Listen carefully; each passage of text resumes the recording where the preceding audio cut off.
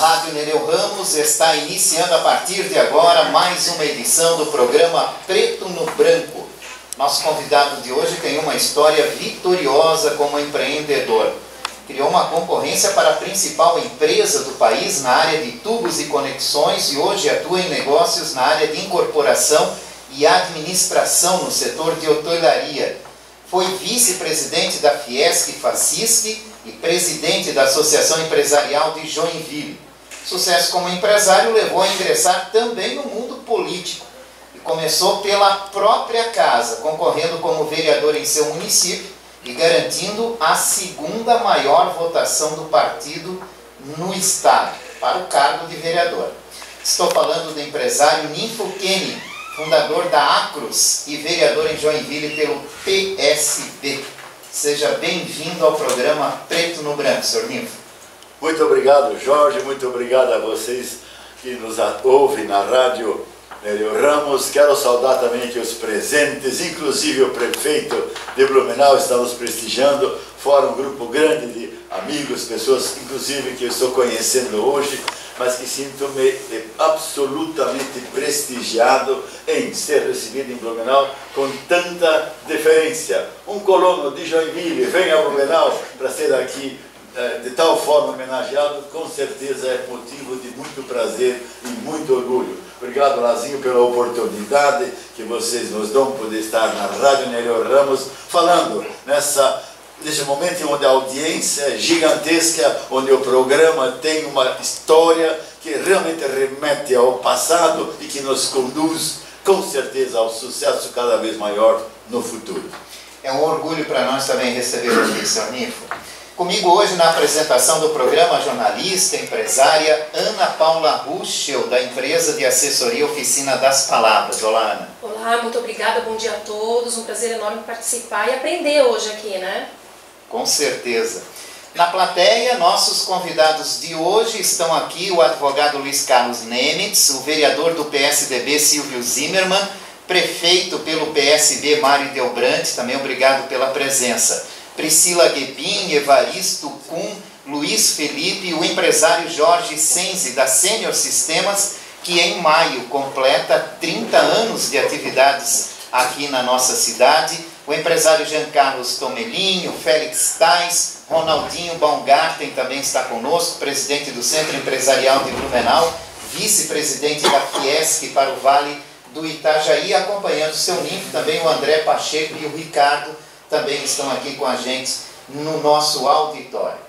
Começamos o Preto no Branco. Você vê o peso que nós temos aqui na nossa frente, a responsabilidade com pessoas tão ilustres e tão amadas. Mas se sinta à vontade, seu Ninfo. Vamos começar o nosso programa de hoje contando a história de sucesso do senhor como empreendedor. O senhor começou bem cedo, ajudando o pai, e se tornou um dos principais empresários do estado. Como é que foi esse caminho, seu Ninfo? Jorge, como todos nós na vida temos oportunidades. A minha foi de ter nascido numa família muito humilde. Minha mãe colona, empregada doméstica, meu pai sapateiro. Eles tiveram 4 filhos, de sorte que a dificuldade pior que nós nascemos no período da guerra, onde as condições de sobrevida eram complicadas. O Brasil teve dificuldades de continuar importando os produtos que usava especialmente para a indústria. Nós éramos um país, na época, ainda bastante colonial. De forma de termos nascido nesse ambiente da agricultura, você aprendeu que implantando você consegue comer. E foi a condição de ser. Meu pai, sendo sapateiro, tinha algum serviço, alguma dificuldade de poder sobreviver. E desde muito cedo botou todos os filhos para trabalhar. Com 8 anos eu fui entrar na sapataria, porque ele tinha uma pequena fabriqueta, ajudando naquilo que um garoto de 8 anos pode fazer. Deitar prego, organizar as formas, levar mercadoria. Com 8 anos de idade, eu saía da casa dos meus pais, que fica na rua Quidaban, ainda está lá hoje, e levar até na estrada de ferro, que dava quase uns 3 quilômetros, mercadoria num carrinho de mão arrastado, 4 rodinhas, com meu irmão, para despachar mercadoria na estrada de ferro, com 8 anos de idade. Hoje eu tempos atrás, o meu neto com 8 anos não sabia descascar uma banana, porque a empregada fazia para ele. Ou seja, as condições que a vida nos impôs na época nos deram de alguma forma oportunidades para ter sucesso na vida, sem que isso signifique que os jovens também não tenham as mesmas oportunidades, já que elas hoje são até mais amplas do que eram no passado. E, seu Linfo, se fosse para começar tudo novamente com a situação que vivemos hoje, que o senhor falou, que mudou bastante, né? O senhor acredita que poderia alcançar os mesmos resultados que alcançou? Eu acho que até muito mais, porque as oportunidades que o mundo nos oferece, o momento em que a gente vive, tudo o que a tecnologia mostra para os jovens. Hoje meus netos, com a mais tenra idade, eles manipulam um celular ou computador de forma que nós demoramos em fazê-lo, ou seja, há muito mais chance de sucesso. O ingrediente básico para nós termos sucesso na vida é um só: determinação, a vontade de querer fazer, insistir, resiliência, insistir no que está fazendo para poder se aprimorar. Eu não tenho a menor dúvida, haja vista que vamos falar um pouco mais tarde, depois de quase ancião, eu sou quase um dinossauro, né, porque estou me aproximando dos 80 anos, de sorte que a maioria das pessoas na minha faixa etária já morreram. Tanto é que eu abro diariamente o jornal para verificar quem morreu, se não algum amigo, e se o meu nome não está na lista, também dos que faleceram ontem, né? Esqueceram de me enterrar. Por quê? Porque nós, de alguma forma, o ser humano desiste muito cedo da oportunidade que a vida lhe oferece. Né? Aí o cuidado que nós temos que ter com a nossa vida, eu sempre fui atento a isso. Bebi muito pouco na vida, farriei muito pouco e não me arrependo, porque as farras que eu fiz foram as suficientes que me deram o prazer necessário. Se eu tomei alguns porres, foram alguns que valeram a pena, mas nunca levei isso ao excesso. Por quê? Porque a responsabilidade que o ser humano precisa ter, ela é indispensável, não dá para você pular esse capítulo. O senhor falou muito sobre essa sua vivência. Como é que não perder essa determinação com essa idade e com esse vigor que o senhor tem? O jovem hoje muitas vezes não tem essa determinação que o senhor está falando para a gente agora. Como é que não perder essa determinação ao longo dos anos? É ter tesão pela vida, sabe? Ter prazer de viver, desfrutar esse mundo maravilhoso que Deus nos ofereceu. Se você pudesse conscientizar disso, ver que a vida é uma coisa tão sublime, uma coisa tão profunda, que nós acabamos não dando o devido valor. Né? O fato do sol nascer todos os dias é um efeito natural e nós não nos damos conta o que isso significa no renascer da alma. Como a alma não envelhece, o cérebro gasta um pouco, o corpo se desgasta, mas a alma permanece. Alimentar a alma, na minha ótica, é a forma de nós nos mantermos tontos e atentos, não mais jovens, que nós, no meu caso, não sou mais, mas jamais perder a tesão, o prazer pela vida. Senhor Linfo, vamos voltar um pouquinho para a história do senhor, lá no começo, trabalhando com o pai. Como é que o senhor descobriu a aptidão para ser um empreendedor? Como é que o senhor chegou a montar a primeira empresa do senhor? Quando eu tinha 14 anos de idade, eu trabalhava na oficina do meu pai faliu. E eu trabalhava junto com a minha irmã, ela costurava os sapatos, a fábrica já tinha lá uma meia dúzia de empregados. E eu falei, eu tinha 14 anos de idade, falei para minha irmã, vamos assumir a fábrica do pai? Ela tinha 5 anos mais do que eu, ela tinha uma cabeça bem evoluída também, mas como a gente não tinha nenhuma noção, porque sabia trabalhar, fazer sapato, eu era oficial sapateiro, sapato de pelica era a minha especialidade. Ou seja, tinha essa aptidão para o trabalho, mas não para o conhecimento. Como faliu, eu fui obrigado a partir para outra atividade. Minha mãe conseguiu um emprego junto numa empresa em Joinville chamada Emílio Stock, que fabricava telhas, tijolos e tinha também um pequeno comércio. Fiquei lá 1 ano nessa empresa. Passo o seguinte, fui trabalhar na Lumiere. Foi uma grande empresa, mais tarde, na época era uma empresa pequena também, e lá senti uma oportunidade de poder mostrar que em trabalhando eu conseguiria ocupar espaço. Como eu estudava à noite, trabalhava de dia, o trabalho me induzia a estudar mais, a me aprimorar no estudo, tentar ser não o melhor aluno, mas ser o aluno mais dedicado, mais aplicado junto ao professor, para mostrar ao professor que eu tinha valor. Nem sempre o conhecimento para a melhor nota, mas com isso eu tinha espaço. Os professores me convidavam desde cedo para eu ensinar alguma coisa, dar alguma aula, explicar uma conta matemática, que eu era bom em matemática, para poder mostrar que dá para fazer. E a Lumiere, em 3 ou 4 anos que eu fiquei ali dentro, eu saí de office boy, correio, essas coisas que fazia antigamente, né? E chegar ao estágio de ser procurador da empresa. Uma coisa que hoje em dia não tem nem sentido, mas naquela época, 1957, 58, você ser procurador de uma empresa, teve que ser emancipado para poder fazer a procuração. Isso era um negócio exponencial.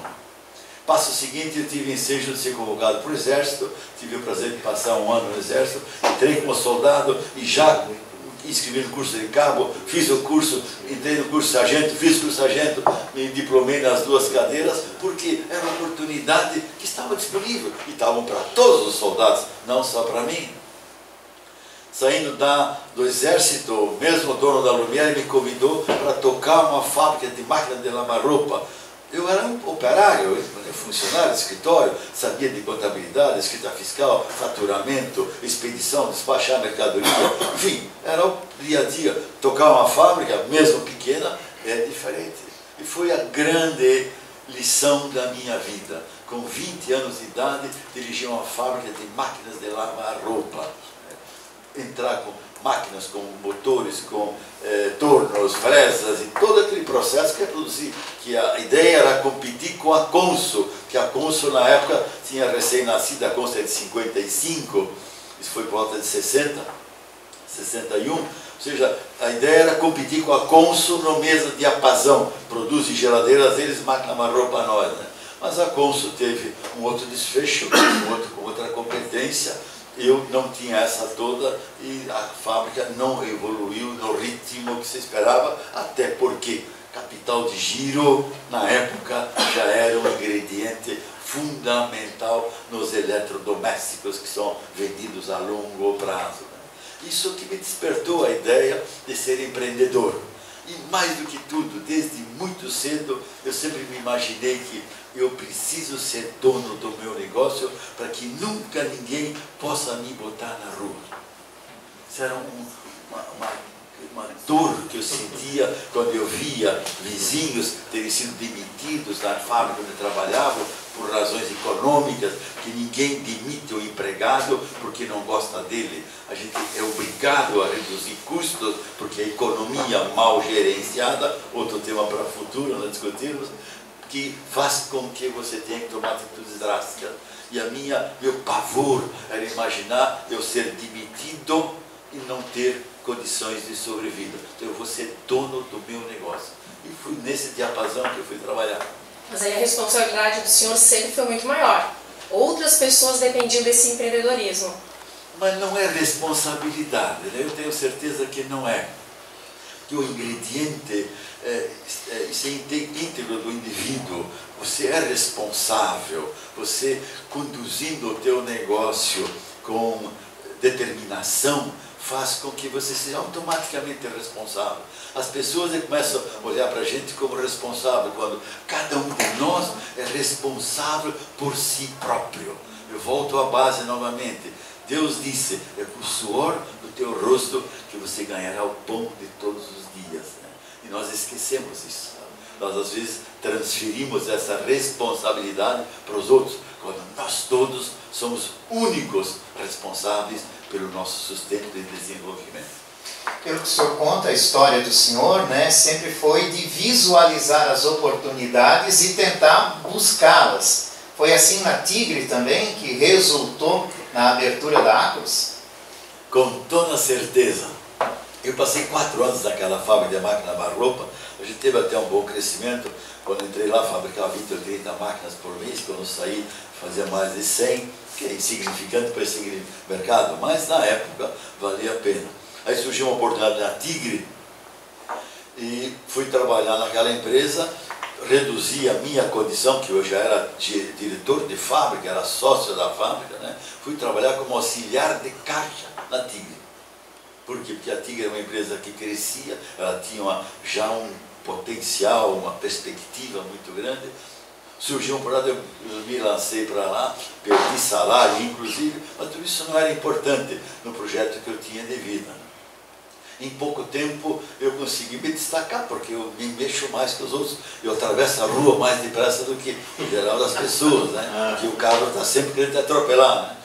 De sorte que consegui, em pouco tempo, 2 anos na Tigre, eu já fui convidado, eu me convidei para montar uma fábrica no Recife, que a Tigre estava querendo montar uma fábrica lá. Se fez uma pesquisa interna, quem é que podia ser o responsável na Tigre para gerenciar a montagem de uma fábrica no Recife. Eu levantei a mão, mas você não entende nada disso, eu entendo muita coisa. Por quê? Uma condição muito simples. Quando eu fui para a Tigre, eu tinha uma ojeriza ao cheiro do material plástico. Quando você produz a mangueira de PVC, é usado óleo de soja epoxidado. Esse material, na fusão, ele solta um cheiro, né? Um gás, um cheiro, que me dava dor de cabeça, ânsias de vômito, se me permite dizer. E, bom, se eu quero me desenvolver essa fábrica, eu não posso ter ânsia de vômito com o cheiro do material, que era a condição da época. Eu passei a entrar na fábrica todos os dias no horário do café, que nós tínhamos um intervalo das 9 às 9h15, para ir, saímos, né, para o pátio tomar um café, mas eu entrava na fábrica. Detalhe, o gerente chamava-se Hans Hirschmann, era um alemão que foi fugido da guerra e que, lógico, falava praticamente só alemão, o português dele era muito ruim. E eu aproveitava para ir na fábrica para falar em alemão com ele, para poder melhorar o meu, porque eu falo alemão também de família, né? E todo dia eu ia na fábrica e disse, Hirschmann, me mostra como funciona isso. E ele, feliz e contente, alguém para falar alemão, 2 para mostrar as qualidades dele também, me mostrava a fábrica, como injeta, como produz, como extruda, por que uma máquina consegue fazer plástico, como é que funciona o esfriamento, toda essa... Enfim, durante quase um ano eu fiz isso, ou seja, eu conheci a fábrica de A a Z. Quando a Tigre foi montar a fábrica no Recife, eu sei. Tanto é que montamos toda a fábrica, todo o projeto na Sudene, um guri de 20 e poucos anos de idade, com 28 anos de idade, eu estava no Recife montando uma fábrica. Quando a maioria dos garotos estão ainda, né, morando na casa dos pais, que hoje é mais agradável. Eu não condeno isso, pelo contrário, porque os tempos mudaram, né? Mas com 28 anos estava montando uma fábrica no Recife. Ou seja, oportunidades elas estão em todo lugar, todos os dias. Nós é que temos que estar dispostos a nos envolver e assumir o risco junto com responsabilidade. Os tempos mudaram, os líderes também mudaram. Como é que o senhor veio treinando ao longo dessas décadas de atuação as novas gerações que foram liderando os negócios que o senhor estava à frente? E aproveitando, né, tem muitos empresários aqui. Criar gestores tem sido uma dificuldade ultimamente, né? É uma das principais queixas dos empresários, né? É a criação de gestores. Parece que as pessoas não estão visualizando essas oportunidades. De alguma forma, é um privilégio que eu tive, que aprendi num certo momento, eu entendi num certo momento que a única chance de eu crescer na vida é se eu desse oportunidade para os outros. Transferir autoridade com responsabilidade. Nós, empresários, no geral, nós transferimos responsabilidade. Porque é mais fácil transferir responsabilidade. Você é responsável por isso. Agora, eu não dou autoridade. Eu sempre dei autoridade. A caneta e o cheque. Para você assinar e ser responsável por isso. Com tal atitude, as pessoas passaram a ocupar os seus próprios espaços. Eu, seguramente, há uns 40 anos que eu não me preocupo com o detalhe. Por porque eu sei que as pessoas, sendo técnicas, sendo envolvidas no processo, têm muito mais qualidades do que eu para executar um processo. Na Acros, que eu fundei depois da saída da Tigre, em 77, eu nunca me preocupei em olhar o pedido, a nota fiscal, o detalhe. Eu me preocupei sim em motivar as pessoas para que elas o fizessem bem feito. E qual é essa motivação? Desculpa, nem sempre o dinheiro. A motivação é uma lei, tem um cientista chamado Euler, que ele há muitos anos atrás fez uma pesquisa e continua fazendo, esse instituto existe até hoje, verificar como é que o ser humano se comporta. O homem e a mulher têm valores. O principal valor do ser humano chama-se reconhecimento. Mais do que dinheiro, o homem e a mulher querem ser reconhecidos pelo que eles fazem. Em segundo lugar, vem a responsabilidade, consideração, se eu considera. Em terceiro lugar, vem o dinheiro. Se você reconhece, se você estimula, se você faz com que o indivíduo tenha realmente vontade de subir o Everest, por que alguém quer subir naquele morro, aquela desgraça que é aquilo, vai morrer com quase toda certeza, porque ele está estimulado para fazer aquilo. Aí eu faço uma consideração. Quando eu fui montar a fábrica no Recife, meu sogro dizia, se os nordestinos trabalhassem como eles dançam o frevo, o Brasil seria o país mais desenvolvido do mundo.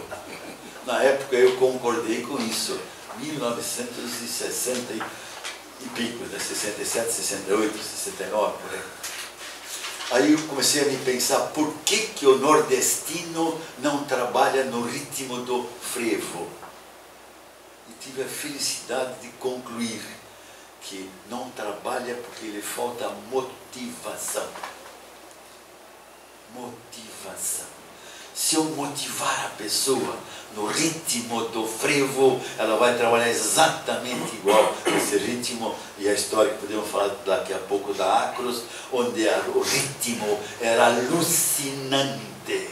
A produtividade da Acros era 80% maior do que da Tigre, que é seguramente a melhor fábrica de tubos e conexões que há no país e que se destaca no mundo inteiro.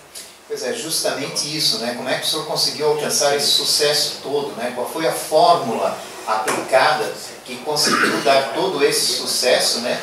De chegar em alguns momentos, superar a grande empresa do Brasil em tubos e conexões?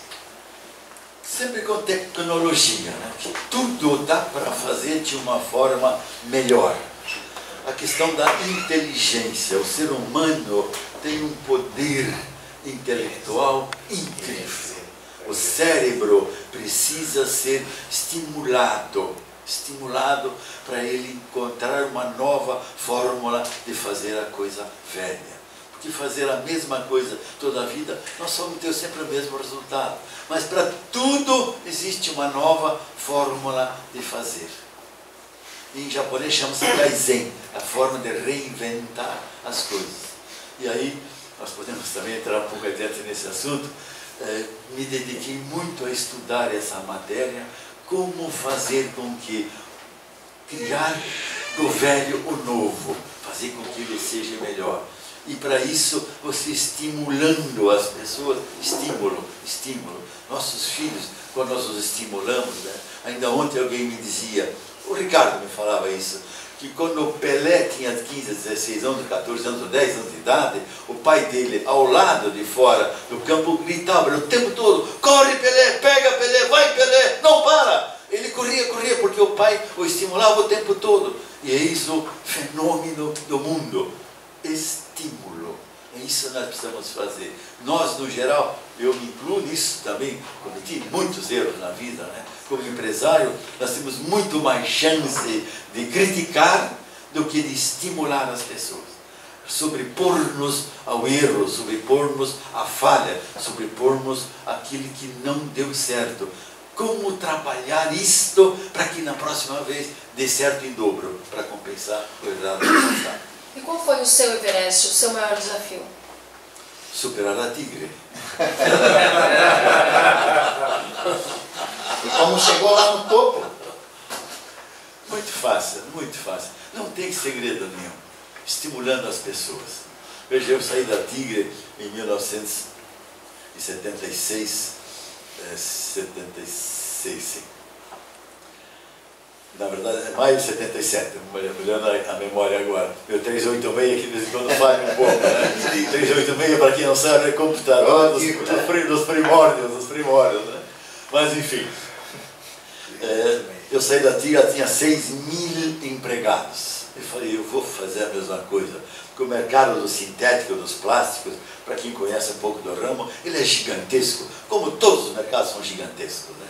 Gigantescos. Eu tinha vindo de uma feira da Itália, onde a gente saiu de lá deslumbrado com as novas tecnologias, novos moldes, novas máquinas de injeção, sistemas e tudo. Eu falei, não posso continuar sendo empregado da Tigre, mesmo que eu era gerente geral de uma das subsidiárias da Tigre, tinha um salário gigantesco, participação no resultado, dava 4, mas não tinha tudo isso, pertence ao João Hansen Júnior, ele era o dono do negócio. Tinha 65% da empresa, e o resto todo era acionista, ele era o dono. Aí larguei tudo e comecei novo com uma empresa com 6 empregados. Bom, como 6.006 é a mesma coisa, porque 0 não vale nada mesmo, né? Então deixei o 0 de fora e empatei com a Tigre. E vamos começar. Começamos com uma máquina de extrusão, fazendo mangueira de polietileno, aquela mangueira preta que a gente vê espalhada por aí, e injetando, tínhamos 2 máquinas injetoras, e aí Kurt Monick da Lumière, que eu falava ainda há pouco, foi o grande padrinho, porque nós também não tínhamos dinheiro, nós tínhamos ideias, éramos 3 idealistas, 3 sócios, para fazer o negócio, e aí eu convidei o Kurt Monick para ser sócio capitalista, e ele colocou dinheiro e colocou a fábrica Lumière, que na época já era gigantesca, um galpão nos fundos para nós começarmos. E nós, desde o primeiro momento, nos preocupamos com tecnologia, ao ponto que a nossa empresa, a Acros, 77, já começou operando por computador, ou seja, todos os controles, faturamentos, registros, estatística feita em computador. Eu acho que na época, hoje fala isso, é brincadeira, mas na época era quase como subir o Everest de costas, sabe? Mais ou menos nesse estágio, né? Então, isso foi um outro ingrediente que nós saímos um passo na frente. Eu passei a ter estatísticas, passei a ter relacionamento mais rápido com todo o processo. A um custo um pouquinho maior no início, mas com um subproduto 10 vezes maior. A gente vem destacando a trajetória do senhor até então. Agora o futuro. Quais são os próximos passos? Qual o próximo Evest? Tem muita coisa para fazer na frente. Nós teríamos que abrir um pouco mais esse espaço, porque nesse meio tempo tem uma série de outros ingredientes, né? Porque o futuro agora é política, eventualmente a posição que está acontecendo, até o convite para ser candidato a presidente da República. Mas isso vamos ter que deixar mais no fim desse expediente aqui, senão acabamos furando o nosso expediente. Né? Nifo Koenig, que é o nosso entrevistado de hoje no programa Preto no Branco. A seguir a gente volta. O seu Nifo vai falar sobre uma palestra que ele faz, onde ele diz como ficar rico sem fazer força. Só vai explicar isso para nós, né? Porque eu acho que todos nós aqui queremos saber mais como é que funciona isso. E vamos falar no próximo bloco também sobre a política, o que motivou o empresário de sucesso a ingressar no mundo político e a se candidatar a uma vaga na Câmara de Vereadores de Joinville. Preto no Branco volta já já. Muito bom, hein? Beleza, muito bem.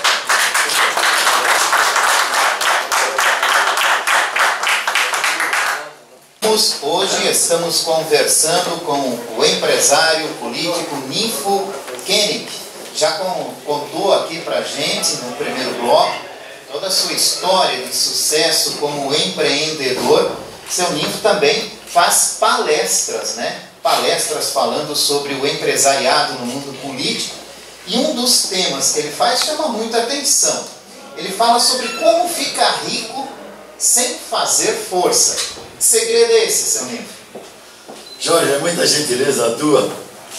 Na verdade, eu não estou mais praticando essas palestras porque eu fazia na época da Acros, que era uma técnica que nós tínhamos de estimular os colaboradores, para fazer acontecer. Realmente não é difícil ficar rico. E para ficar rico não precisa fazer força. O que precisa é usar inteligência. Inteligência não precisa de força. Inteligência, o cérebro tem a capacidade de acumular informações ad eterno, a um volume inacreditável.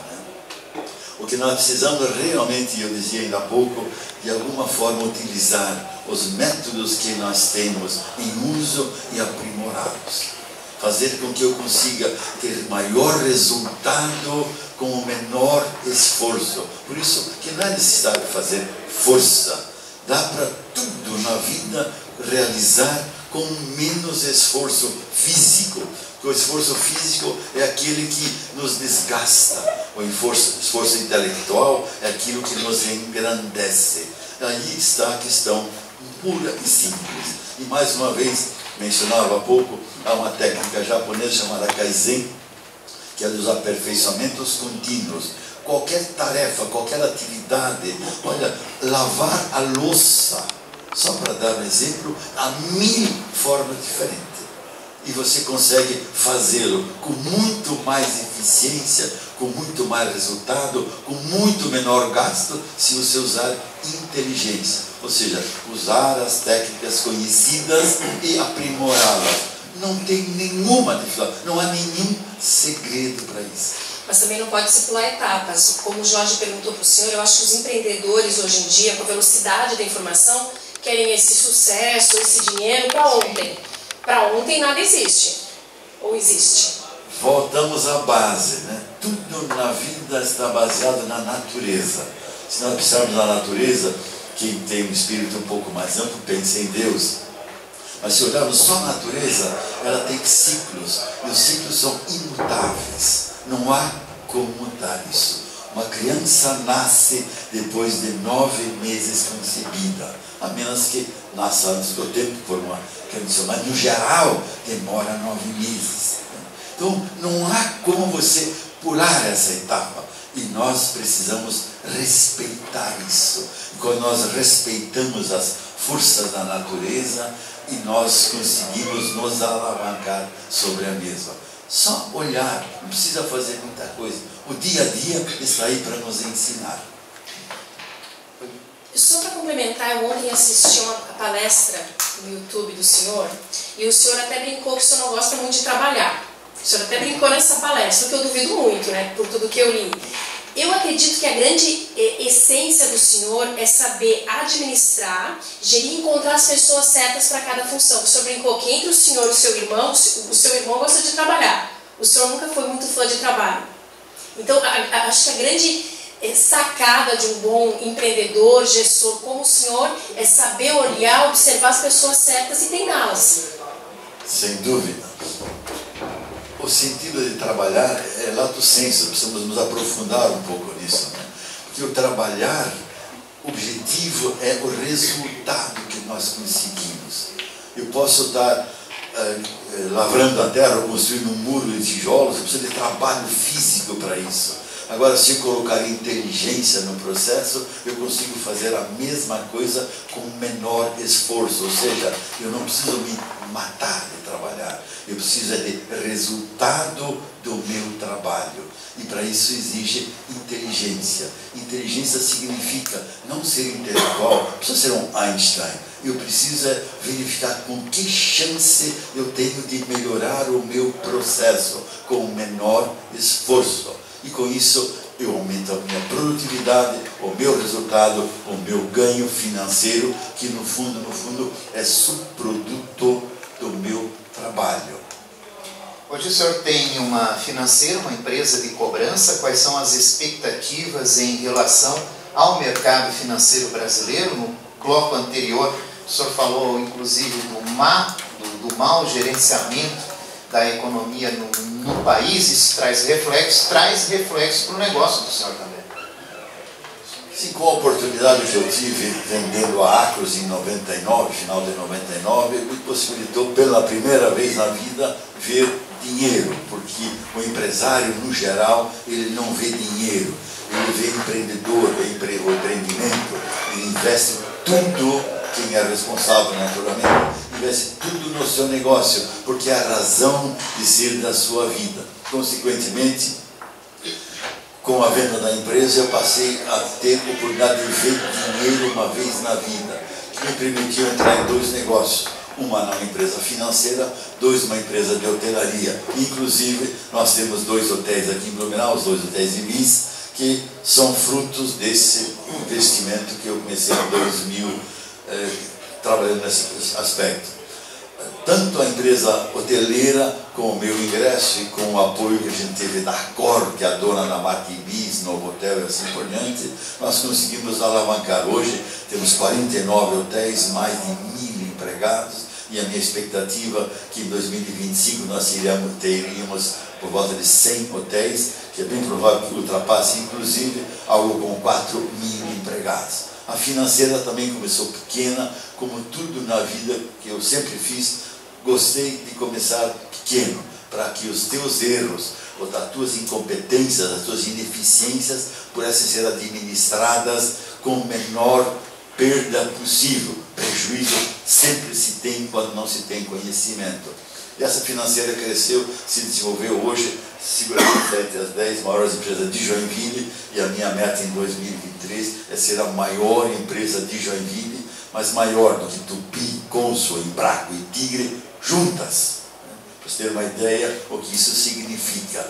E como brincadeira que a gente costuma usar lá na empresa, que nós estamos verificando em que momento da vida nós vamos comprar o Bradesco. É só uma questão de expectativa e de competência. Na vida, em você tendo competência, nada é impossível no plano material. Nada. Sonhar alto faz bem nos negócios? Faz maravilhosamente bem. Faz com que você durma que nem um anjo num jardim de flores. Nada de ansiedade. Eu ia fazer uma pergunta para o senhor, agora com essa resposta eu fiquei curiosa. Durma num jardim de flores, com tanta coisa na cabeça? Mas a ansiedade faz parte da vida da gente, né? Se não fosse a ansiedade, você não estaria empreendendo novos negócios, desenvolvendo novas atividades, procurando novos horizontes. Isso te dá paixão e que te leva a fazer que você realmente sinta tesão por fazer novos empreendimentos. Ganhar dinheiro, preste bem atenção, ganhar dinheiro é um subproduto. Ele é fruto da tua competência, da tua dedicação. E mais uma vez, eu não preciso ser Einstein, meu cérebro não precisa ser QI 350, meu QI é 33.000, 34 no máximo. Porque eu sempre fui um mau aluno, não fui bom aluno nos primeiros anos de grupo escolar e de ginásio e tudo mais. Eu fui me destacar só na faculdade, porque aí eu vi que eu tinha que saber mais superar os meus pares. Até porque no tempo da faculdade eu trabalhava na Tigre e tinha mais 4 colegas da própria empresa, uns 5 alunos da Tigre, disputando espaços. E a minha chance era ser melhor aluno do que os outros 4. Porque a empresa estava olhando nós, que ela inclusive nos pagava a bolsa de estudo, que a gente ganhava um salário razoavelmente pequeno também, e tinha que me destacar para isso. Por isso que eu me lancei para tocar a fábrica do Recife, isso que eu sempre avançava na frente. Quando todo mundo estava na dúvida, eu gritava mais alto, eu corria mais ligeiro, porque era a chance. Me custava o quê? Nada, só determinação. Eu vou sair na frente. O senhor passou décadas empreendendo. São anos e anos com negócios diferentes ou posturas diferentes. Em algum momento foi mais fácil? Posso dizer que quando o senhor começou lá atrás era mais difícil do que hoje em dia? Ou sempre foi o mesmo desafio? Sempre foi o mesmo desafio. Não há nada fácil ou difícil. Tudo é ponto de vista. É como eu enxergo o propósito. Se eu tenho uma determinação, se eu tenho um propósito e vou atrás dele, não existe nada difícil. Pode ser trabalhoso, pode ser um pouco mais demorado, mas se eu me cercar de conhecimento, de informação, e a informação hoje em dia com certeza é muito mais fácil do que era no passado. Qualquer coisa que a gente discute de manhã, no café da manhã, ou também estávamos conversando sobre Dom Pedro II, seu empreendedorismo de Dom Pedro II, naquela época, 1800 e antigamente, tá? Abriu a internet, o Google nos diz na hora o que está acontecendo. No meu tempo de jovem, nós abrimos a enciclopédia Barça, que nós comprávamos em 60 meses, prestaçõezinha, porque era uma coisa inacreditável. Quem podia ter uma Barça? Eu nunca tive dinheiro de comprar Barça, comprei o Delta La Russa, que era mais barata, mas que também trazia informações. Fiz a minha faculdade baseada em Delta La Russa, porque não havia outra informação. E você ia ao fundo do negócio para aprender, para saber, para conhecer as coisas. Ou seja, oportunidades não deveriam ser dispensadas nem desprezadas. Veja, tenho dito com frequência, insisto nisso. Do céu nós recebemos bênção. E do céu caem duas coisas: chuva e cocô de passarinho. Espere que não seja de urubu, que se te acertar na cabeça, com certeza vai ficar careca como eu estou. Ou seja, nós temos que pensar nisso, né? Bênçãos para nos iluminar, e o resto é trabalhar. Seu Nifo, que motivou o senhor a ingressar no mundo político e por que como candidato a vereador em Joinville? Por um motivo muito simples.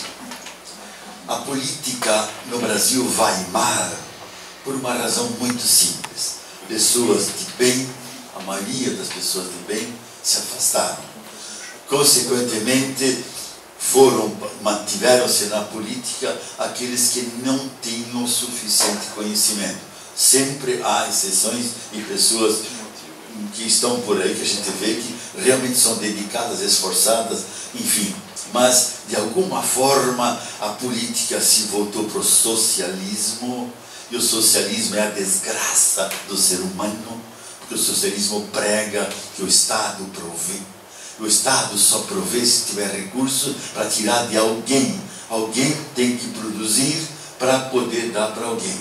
O pior de tudo, que as pessoas que estão envolvidas com isso não têm noção que o custo do socialismo, quem paga, são elas mesmas. A estupidez, a ignorância, a falta de conhecimento é de tal ordem que nós imaginamos que recebemos a cesta básica, nós recebemos o 13º, nós temos férias. Agora, quem paga isso somos nós. Quem está recebendo?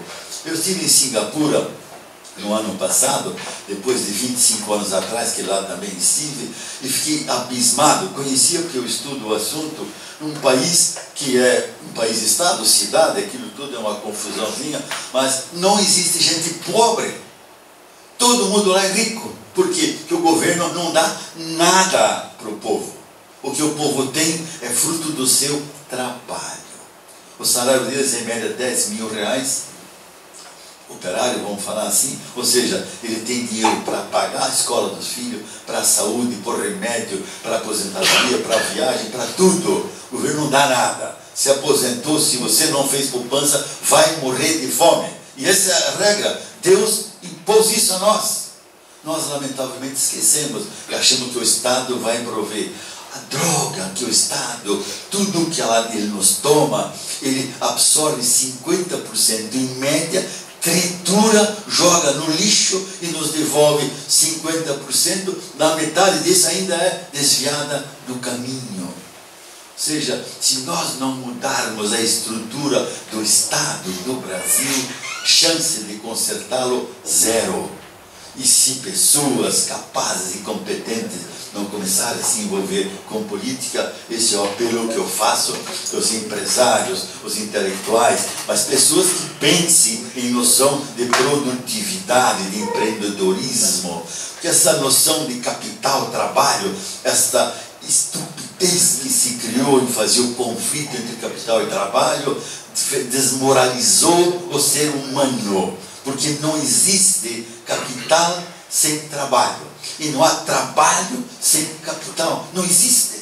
Ou seja, nós devíamos estar fortalecendo essas duas unidades para que elas juntos se alavanquem. Enquanto nós estivermos discutindo que os coxinha isso, os coxinha aquilo, nós os empreendedores, aqueles que põem o pescoço no risco todos os dias, esse país incrivelmente ignorante acabou desmotivando.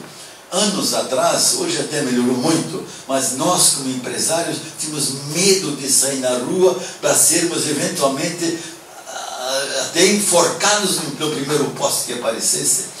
Você que é empreendedor, você que corre o risco, você que não dorme à noite pensando em como resolver o problema de amanhã, você é massacrado por um bando de sindicalistas estúpidos que nunca produziram nada, que não sabem o que é gerar caixa, o que é botar o pescoço no risco. E o pescoço no risco, imagine, você está na guilhotina com o teu pescoço ali e o carrasco sofre de Alzheimer não, Parkinson, está tremendo lá, e você está com o teu pescoço o tempo todo. Tá?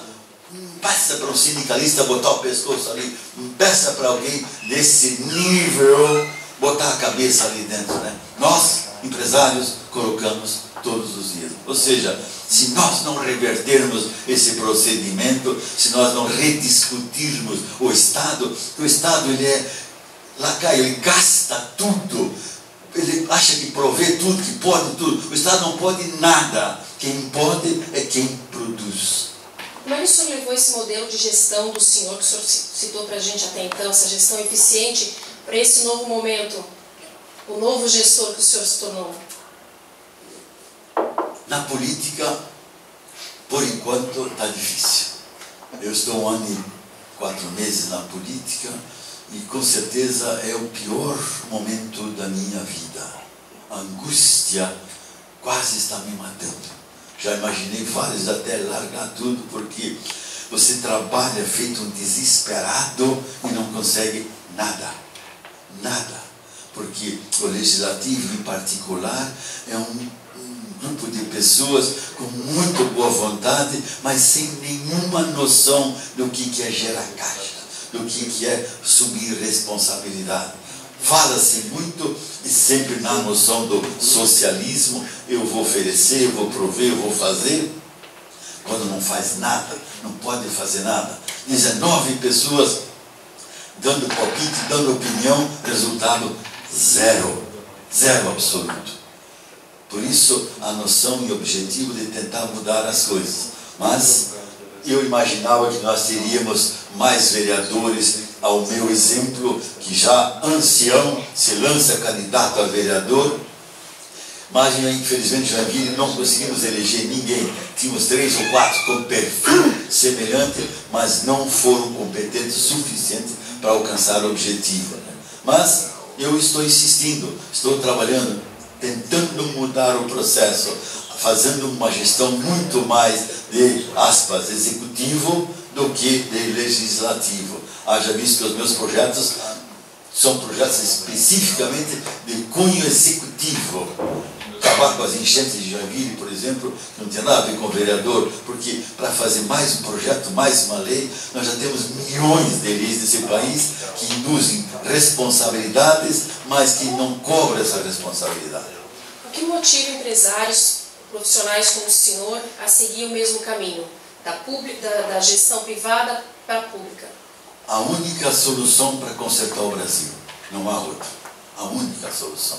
Ou nós conseguimos desenvolver pessoas responsáveis, pessoas que têm noção do para que eles vieram a esse mundo, do contrário, nós não resolvemos nada. Mas o senhor mesmo está dizendo que lá é difícil, tem muitas barreiras que têm que ser superadas, é difícil quebrar essas barreiras, e o senhor mesmo acabou de dizer que às vezes dá vontade de desistir, né? Ouvindo isso, temos empresários aqui que também sonham em se lançar nesse mundo aí. Isso não pode ser desanimador? Jamais, nunca podemos desistir, porque se nós desistirmos, e nós, pessoas com capacidade, com potencial para isso, desistiram muito fácil e muito cedo. Nós deveríamos ter insistido. Infelizmente, no período em que nós tivemos o regime militar, a gente perdeu um pouco essa capacidade política, essa capacidade de articulação.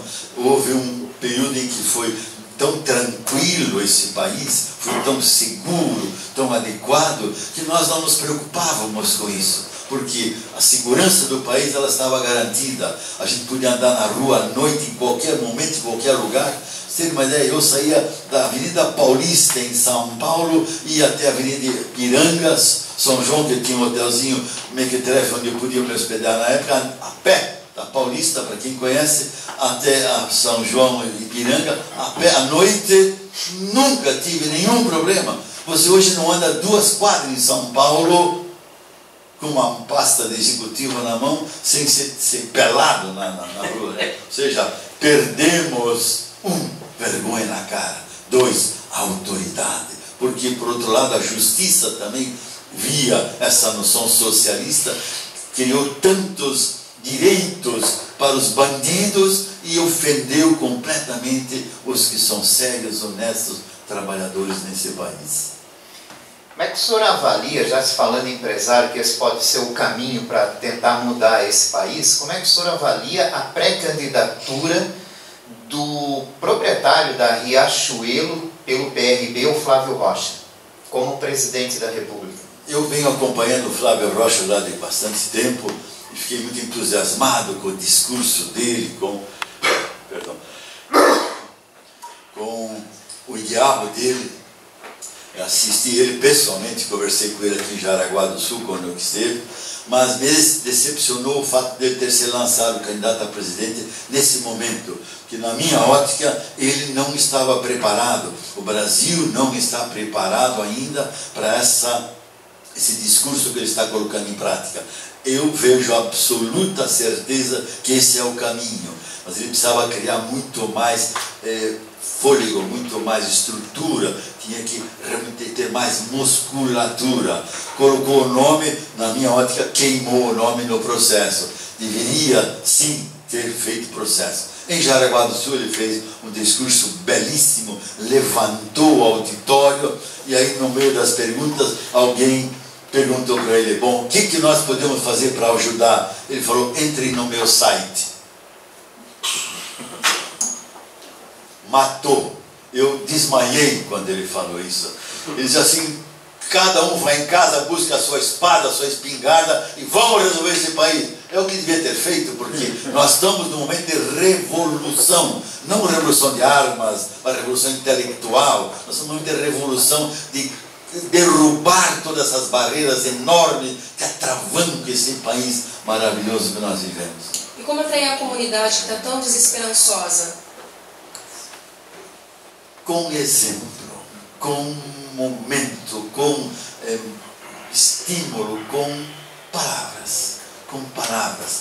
E a palavra ela só tem sentido se tem o exemplo. E o Flávio Rocha é o exemplo, porque ele é um vencedor, assim como o Luciano Hang-Lavin é um vencedor, e com tantos outros colegas que a gente vê, inclusive aqui no auditório, são vencedores, são um exemplo, que nós precisamos seguir os bons exemplos de pessoas que produzem, pessoas que realizam. Você tem que homenagear os heróis. Hoje um policial mata um bandido, que o bandido que assassina é ladrão, que é estuprador, é o diabo a quatro, esse bandido recebe todas as honrarias, e o policial que se defendeu, ele é julgado, porque há uma estrutura de uma Constituição mal redigida, porque foi redigida logo após o regime militar, e que inverteu os valores. Um policial americano, quando executa um bandido, né, ele é homenageado com medalha de ouro. Nós botamos ele no banco de réus, ajoelhado em cima de milho, para sofrer a humilhação. Onde é que nós estamos? O xerife passou a ser bandido. Nós invertemos o processo. Os bandidos precisam estar na cadeia. E o xerife, com a estrela no peito, com 3 então na cinta, comandando o espetáculo.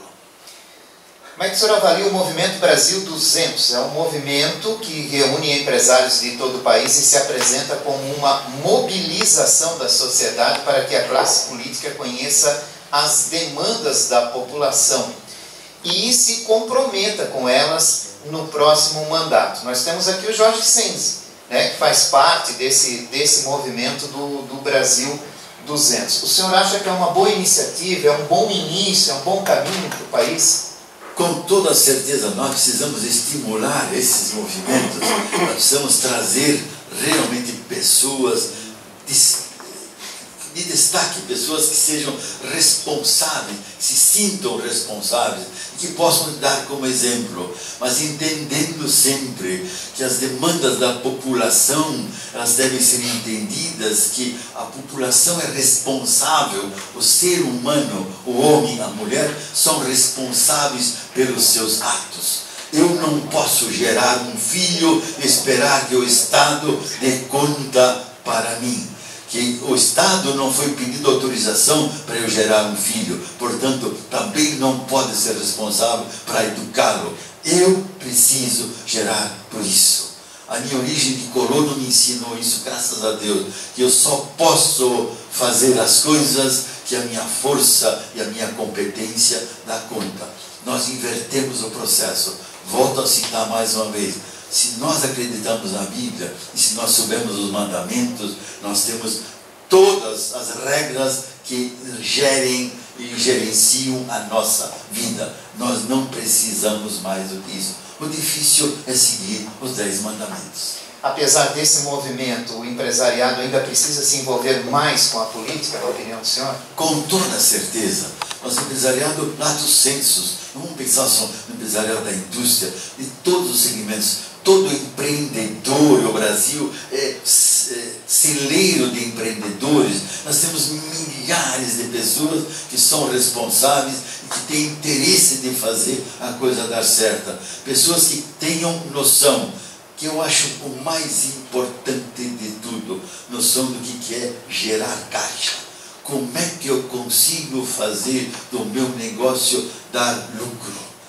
Casal, marido e mulher, se não conseguem gerar lucro na sua atividade econômica, eles não têm sobrevida.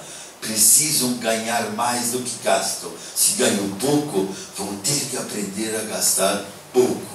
Eu já fui pobre, muito pobre, sei como é que é. Se eu ganhava 550 cruzeiros na época, conseguia pagar a minha escola, a prestação da minha bicicleta, e sobrava 8 cruzeiros por mês, que dava para um ingresso de cinema e mais nada.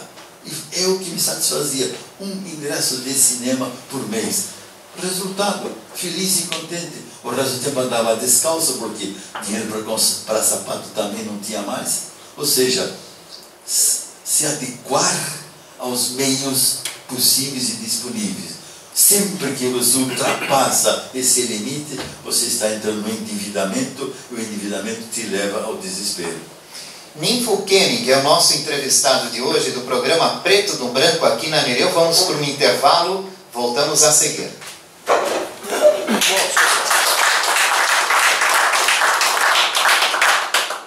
Com o programa Preto no Branco aqui na Rádio Nereu Ramos, hoje com o empresário Ninfo Kenning, também vereador de Joinville pelo PSB. Nesse bloco, seu Ninfo, vamos falar um pouco mais sobre a política no país, a política, a economia. Como é que o senhor analisa, como é que o senhor enxerga esse atual momento político que o nosso país vive? Dramático, porque nós estamos com uma inflação de candidatos para tudo quanto é lado, insegurança, a coisa está realmente complicada. Nós, lamentavelmente, devido a esse período tremendo que nós tivemos no Partido Socialista, PT em particular, no comando, onde as lideranças foram de alguma forma anuladas, onde as possibilidades de avançar em cima dos recursos que pertencem ao povo, que são as empresas estatais, foi de tal sorte que nós desmoralizamos o país. Nós somos motivos de piada no mundo inteiro. A gente tem, de alguma forma, receio, para não falar vergonha, de dizer no mundo que você é brasileiro, porque imediatamente te levam à noção de que você é bandido, você é ladrão, você é safado, vagabundo sem vergonha. É muito triste uma nação com 200 milhões de habitantes, pessoas sérias, honestas, trabalhadores dedicados, serem taxados por causa de um bando de safados que aí estão, faço naturalmente exceções, fizeram desse país o caos. Nós elegermos uma pessoa como Luiz Inácio Lula da Silva, que tinha aparentemente grandes propósitos, mas que é totalmente ignorante, analfabeto, como presidente da República, e botar um poste no lugar dele, que é uma mulher ainda mais estúpida, mais ignorante, é um caos. Realmente, nós fizemos por merecer e vamos ter que pagar esse preço com muito suor, com muita dor, com muita lágrima para os próximos e muitos anos. Mas tudo na vida tem duas formas de se olhar. A gente pode dizer também que é um momento com o Lava Jato, que o senhor citou, em que se demonstra que o brasileiro está querendo mudança, está querendo agir. Isso não gera uma esperança de uma nova forma de se conduzir o país? Com certeza, e mais uma razão também de eu ter entrado na política. Mostra-se por aí que um homem faz a diferença. Um homem como Lula fez a diferença. Uma mulher como a Dilma fez a diferença. E um homem como Sérgio Moro está fazendo a diferença. Ou seja, nós temos oportunidade, nós temos realmente a possibilidade. Mas veja, isso só não é suficiente. Para mudar, nós precisamos trabalhar. Para trabalhar, nós precisamos nos engajar. Nós precisamos entrar no processo.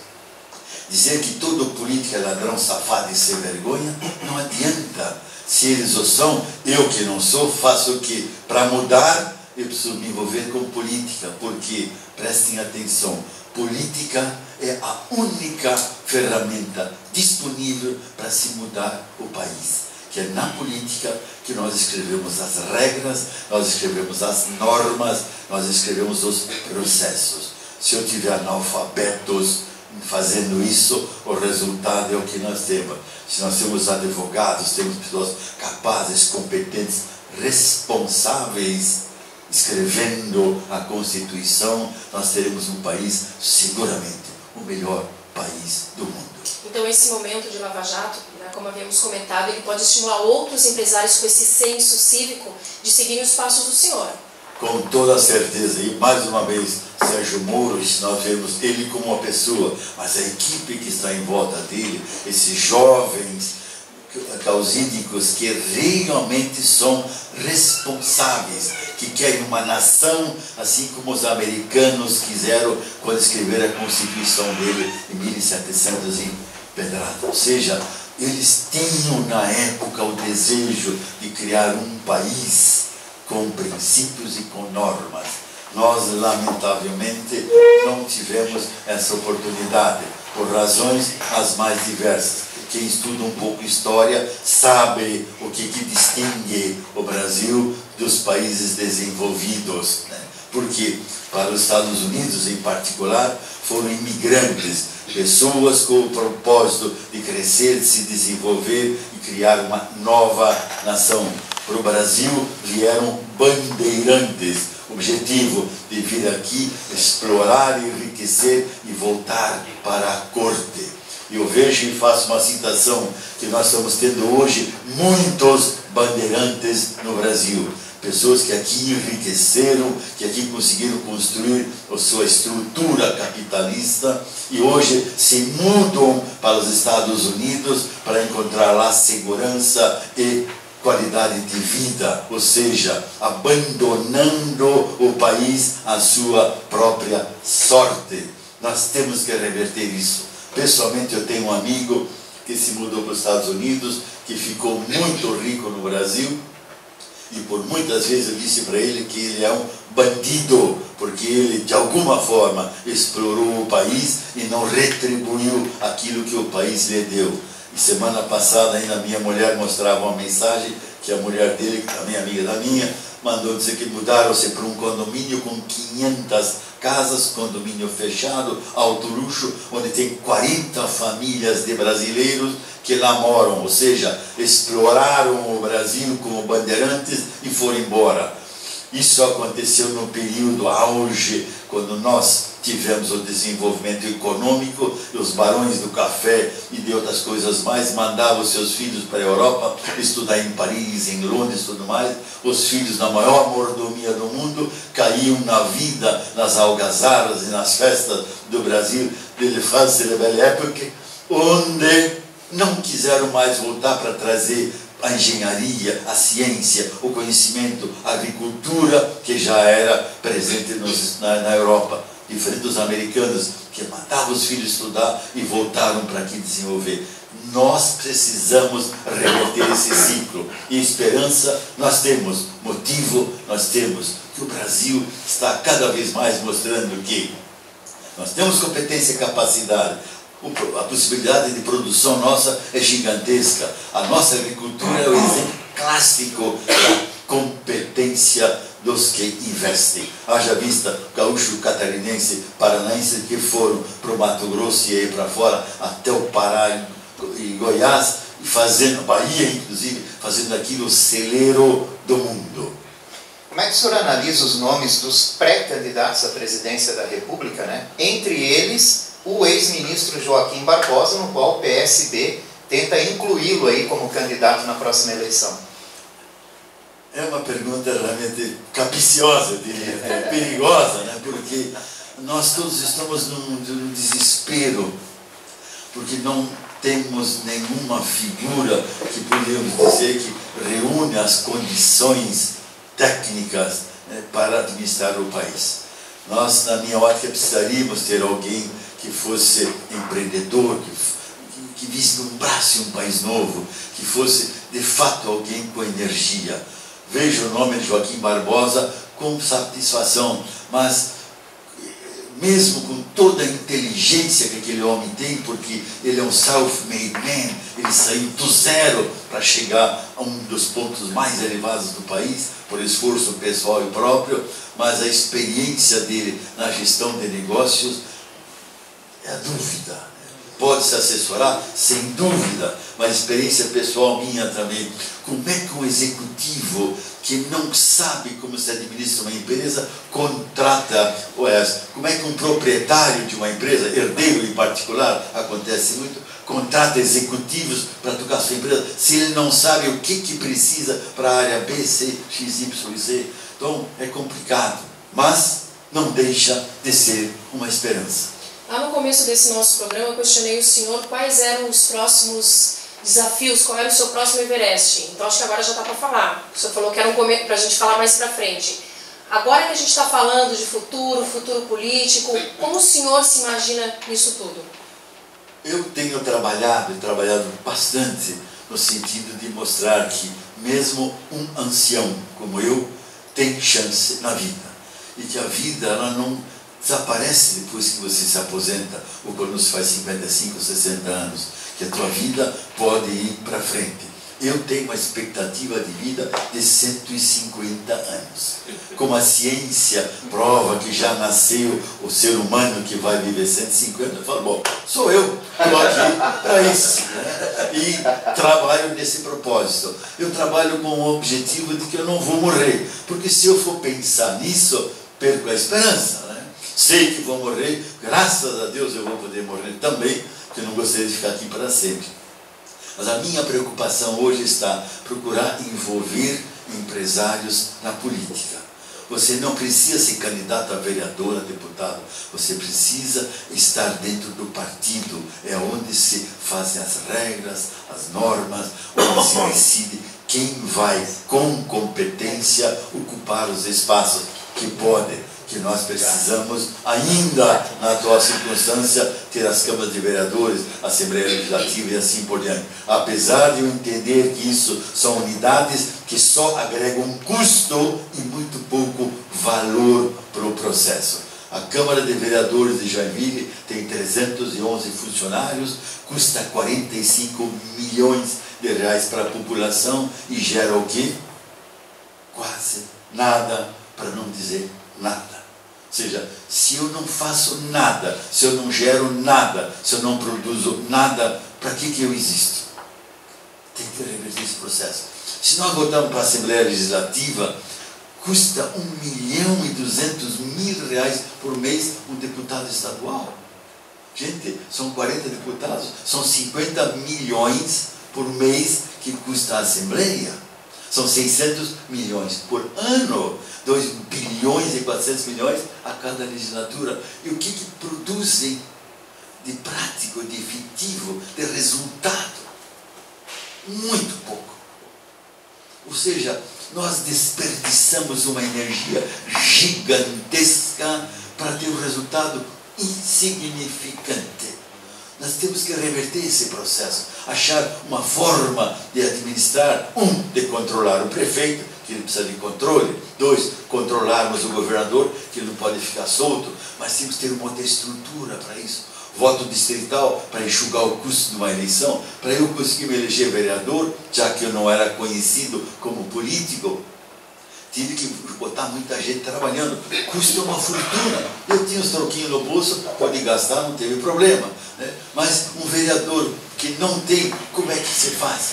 Um vereador em Joinville tem 8 assessores, e tem em média 20, 25, conforme for, pessoas indicadas por ele para ocupar espaços, ou seja, tudo cabos eleitorais. Quem paga isso é o povo.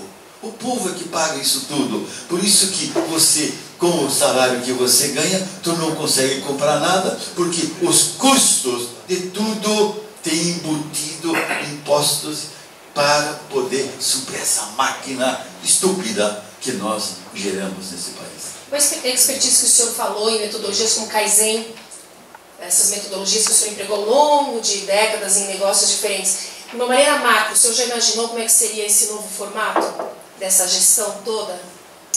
Sem dúvida. Como eu dizia há pouco, insisti muito nisso, tudo é possível melhorar, mas precisa mudar o processo. Como nós estamos vivendo uma catástrofe, é muito difícil você conseguir resolver esse problema. O que precisamos, de alguma forma, conseguir reunir como vereadores um grupo de pessoas que pensem, pessoas que se reúnam para discutir o problema da cidade. O que o vereador faz? Ele discute o problema seu. Como eu vou me reeleger? Por quê? Porque ele ganha 3, 4 mil reais de salário como funcionário, às vezes 1.500 só, né? Tem um lá, ou 2 ou 3, que por exemplo, que era carteiro. Como ele era carteiro e fazia o mesmo bairro durante 10 anos, todo mundo do bairro conhecia o carteiro. Aí ele foi candidato a vereador, distribuiu junto com as cartas a sua célulazinha e falou: eu sou candidato. Como ele é simpático, feliz e contente, sempre assobiando, foi eleito vereador. E o que nós temos? Nós temos um carteiro fazendo as leis da cidade. Como é que nós queremos criar uma comunidade? Ele, a profissão dele, a pessoa dele, maravilhosa. O cara é um cara sensacional. Mas não é isso que nós precisamos. Precisamos de alguém que tenha inteligência, que conheça profundamente como é que se resolve os problemas sociais de uma cidade. Reduzindo necessariamente, enxugando os custos. Eu tenho um projeto na Câmara de Vereadores para reduzir em 1/3 o custo. É absolutamente possível. Em vez de gastar 45 milhões, gastar 30 milhões, economizar 15, investir esses 15 em atividades sociais da cidade. Mas não tem respaldo. O próprio prefeito não me dá respaldo, porque ele fala: executivo é que faz investimento, legislativo faz leis. Para fazer leis burras, estúpidas, não precisa legislativo. Agora, o senhor está falando dessa mudança de mentalidade com relação à eleição, que passa pela mudança da mentalidade do eleitor, né? E com tudo isso que nós estamos vendo, com tudo isso que está acontecendo, quase que uma falência política nesse país, o senhor acha que isso pode fazer com que o eleitor tenha uma visão diferenciada? Com certeza. No momento em que nós tivermos mais pessoas falando assim como nós estamos, que o custo de tudo isso, quem paga é o eleitor. Veja, você vai tomar uma cerveja, vamos falar de cerveja. A cerveja, tu toma 1/3 da cerveja é líquido, o resto é imposto. Ou seja, em vez de custar 5 reais a cerveja, tu poderia pagar 1,50 por ela e ter a mesma cerveja. Se você não tivesse essa máquina atrás, né, que é toda essa a política, a máquina do governo, os funcionários públicos, a estabilidade no funcionalismo público. Isso é um assassinato que nós fizemos no país. Você dá estabilidade para alguém. Quem é que pode ter estabilidade? A estabilidade é como dizer que você é eterno, você não vai mais morrer. Isso não existe. Nós invertemos o processo. Temos que acabar com isso.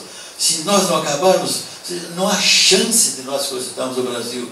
O operário, por mais pobre que ele seja, é o que mais paga o custo dessa máquina toda. Ou seja, nós precisamos trazer o Estado para a situação mínima. O Estado não precisa fazer nada que não seja segurança. Saúde pode ser toda privatizada, que custa metade do que o Estado faz. A escola, a educação pode ser feita toda privada, que custa menos da metade do que custa para o Estado. Que quem paga não é o Estado, é o povo que paga. O Estado não faz nada, o Estado só gasta. Gasta, gasta, gasta. Quem paga as contas é o povo. O empresário fala, eu pago imposto. Nenhum empresário paga imposto. O empresário, ele é o detentor, fiel depositário do imposto. Quem paga o imposto é o povo. Só o povo é que paga imposto. O empresário repassa para o governo. E, consequentemente, é o mais sacrificado nesse processo. Ele tem que administrar a venda do produto, primeiro a produção, a construção e tudo mais, não importa que produto. Depois tem que vender essa mercadoria toda, ou o serviço, para poder arrecadar os recursos, para repassar 1/3, às vezes até a metade, para o governo. O maior sócio que o empresário tem é o governo. Risco do governo, 0. Do empresário, 200%, que é nem 100%, é mais do que isso. Muitos acreditam que o sistema político atual favorece a corrupção. Qual a opinião do senhor? 100% favorável. É regra demais, lei demais. Se a iniciativa privada existisse em todos os ambientes, se a Odebrecht não dependesse do governo para fazer as obras, não teria corrupção, porque a obra ela implanta a obra, ela constrói a estrada e recebe o retorno consequente disso, em petição nações. E com a concorrência possível em todos os ambientes, nós fomos facilitando. Vocês vejam, Joinville privatizou a água, né? Que de repente a Casan não conseguia implantar esgoto. Uma cidade como Joinville tem 36% de esgoto tratado. Isso é uma vergonha inacreditável.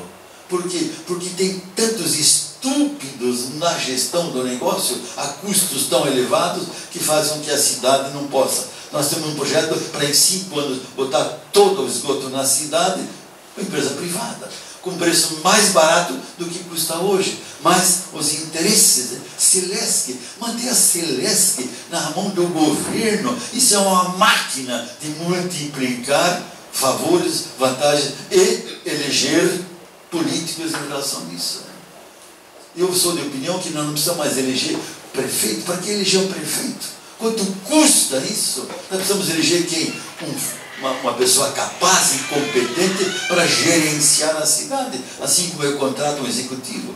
Tem executivo da General Motors que ele comanda mais gente do que uma cidade como Joinville, né? E dá conta. E ele é remunerado, pelo resultado, 2, se não der resultado, ele está defenestrado, ele vai ser enforcado em praça pública por sua incompetência. Governador, o que o governador faz? Sabe? Só política corre para cima e para baixo e não traz resultado. Por quê? Porque não tem competência, não sabe o que é gerar caixa. Bom, a gente fala de mudança de sistema, mas essa decisão está na mão de quem já está lá. A gente já passou por algumas tentativas que não deram certo. Enquanto eles estiverem lá, o sistema vai continuar isso aí. E por isso que nós precisamos nos envolver, sabe? O povo tem que se envolver, né? Pessoas realmente que têm um conhecimento precisam envolver-se na política, precisam procurar os seus espaços, não permitir mais que a situação desse jeito continue, entendendo que quem paga essa conta toda é o povo. Insisto mais uma vez, quanto mais pobre, quanto mais humilde, mais caro é o custo para o povo. Essa miséria miséria, essa desgraça que no país existe, só é porque o governo é ineficiente, é caro. E não existe nada mais caro do que as coisas que o governo dá de graça. Em algumas das suas declarações públicas, o senhor sempre manifestou essa preocupação de aproximar o povo da política. Que desafio é esse? Como fazer isso? Fazer o povo entender que ele que paga a conta. Quando eu pago a conta, eu tenho necessariamente o direito de exigir resultados. Se eu vou no cinema e paguei a entrada, o filme não é ruim, né? Eu reclamo, eu xingo, eu bato o pé, xingo se o filme arrebenta. Por exemplo, no meu tempo arrebentava o filme, hoje em dia não arrebenta mais, né? Porque é tudo eletrônico. A gente faz um barulho, né? Porque né, os filmes para um circo, se eu parasse, palhaço não se movimentava bem, a gente vaiava. O time de futebol não joga bem, nós vaiamos, porque nós não aceitamos. Eu paguei o ingresso. Lamentavelmente, nós, como políticos, não me incluo nisso, mas nós, como políticos, nós iludimos o povo que vamos trazer benefícios. Insisto, esquecemos de dizer, eu vou te dar 10, mas isso vai te custar 20. Todo 10 que eu te dou, você vai me pagar 20 de volta com o teu suor. O momento que nós conseguimos implantar isso na cabeça do povo, que a cesta básica que ele ganha de graça, tem gente trabalhando em dobro e triplo, né, para poder dar aquilo. É justo? Não é justo. Eu acho que o problema também é reclamar e ver que a reclamação não leva a nada, né? Sem dúvida. Ação. Voltamos a ser colonos. Para eu colher o milho, eu preciso ter a semente. E a semente eu preciso plantar. Zelar para que ninguém me destrua aquela semente, crescendo aquele pé de milho crescendo, para que eu possa desfrutar da espiga no momento certo. Voltem à Bíblia que vocês vão entender isso melhor. Ninfo Koenig é o nosso entrevistado de hoje do programa Preto no Branco, que volta já para o senhor conversar com a nossa plateia. Até já.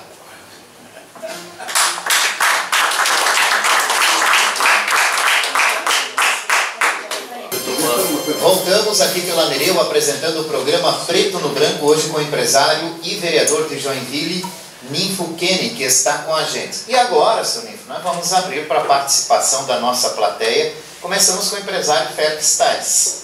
Olha, eu queria, em primeiro lugar, cumprimentar Paulinho Vieira, Jorge, Ana Paula, que está estreando, pela felicidade desse programa Preto no Branco. Mas queria, antes de mais nada, Jorge, você que me mandou um e-mail convidando, dizer parabéns pelo joinvilense que vocês trouxeram.